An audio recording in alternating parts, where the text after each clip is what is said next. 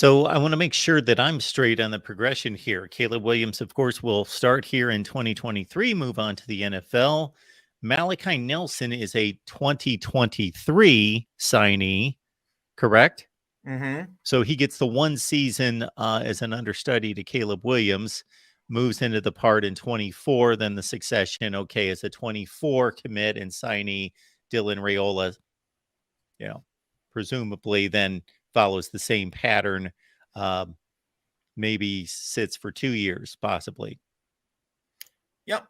But I mean, like you know that the player development piece is going to be worth it. That if you have to sit for certainly for your freshman season, that's part of the deal. If you're eventually going to be a number one NFL draft pick, that seems like that worth the wait. But the other part of this is that and we didn't get to see, and this is a good thing, we didn't get to see Miller Moss play too much for USC as the backup to Caleb Williams because Caleb Williams, praise Jesus, stayed healthy. We didn't want Caleb Williams to get hurt. If Miller Moss was playing too much in 2022, like that would have been a bad thing. But so like with Malachi Nelson, I think part of this is also, and maybe Dylan Raiola is thinking about this too. Well, Caleb Williams, number one pick in the next year's draft, the 2024 draft.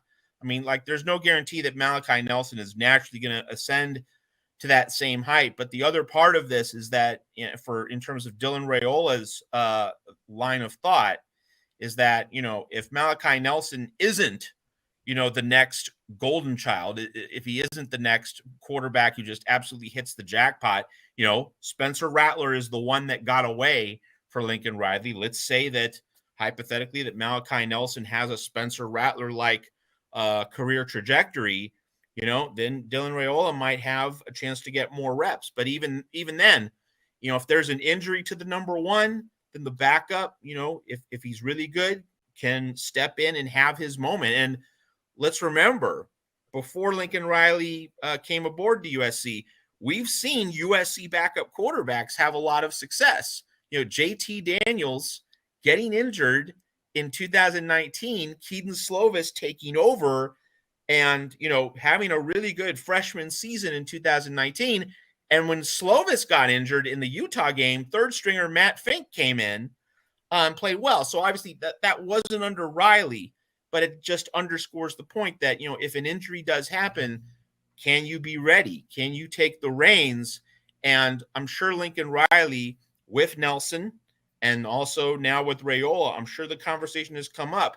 Hey, if my big gun, my number one gets hurt, I want to have you ready. I want to have you prepared to step in. Like obviously the ideal plan is for the number one to be healthy the whole year, as Caleb Williams, pretty much was. He got injured in the Pac-12 championship game, but like he had run the race, to that point, getting USC to the Pac-12 championship game, getting USC into a New Year's Six bowl. But if there is an injury, we never really got to see Miller Moss get tested under fire in a really significant moment. But I'm sure Lincoln Riley has had conversations with Malachi Nelson and Dylan Raiola on this recent visit over the weekend. Hey, I am going to need some injury insurance. I am going to, if the worst happens, hey, I trust your talent. You are an elite quarterback. I want you to come to USC so that I have two reliable quarterbacks in the quarterback room if an injury does hit. We want to avoid it, but if it does hit, I want to be prepared. I mean, that's obviously part of Lincoln Riley's thought process here. Yeah, it's interesting to compare the various dynamics at each school. So if we start with Georgia, they're known for run-heavy offense, but if you really look at the development of their offense under Todd Monken, it has proven to be more efficient in the passing game and recently more explosive than most people give it credit for. It was a pretty explosive passing offense this past year, but of course Monken moves on to the NFL, and you got Mike Bobo, who had led offenses under Mark Richt, went to Colorado State, of course, as a head coach. He comes back. He's been an understudy to Monken right there. We see Stetson Bennett had a nice weekend at the NFL Combine, but generally outside of Stetson Bennett for his ridiculously successful as Kirby Smart has been since 2016 and taking over the Georgia football team. You've got Jake Fromm, who was a late round quarterback to the Buffalo Bills, didn't turn out. Justin Fields, of course, did turn out, but as an Ohio State Buckeye, and now a lot of different guys, JT Daniels, Stetson Bennett, have been in play in the Georgia program. You look at Nebraska, and they are the complete aberration.